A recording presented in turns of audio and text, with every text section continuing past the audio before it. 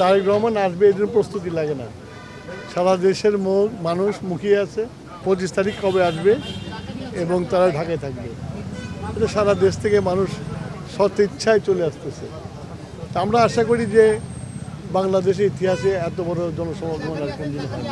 আসলে বাংলাদেশের এই যে পট পরিবর্তনের পরে ফ্যাসিস্টের পতনের পরে যে বাচ্চাটা 5 বছর বয়স ছিল সে ভোটার হয়েছে, সে কোনদিন ভোট দিতে পারে না।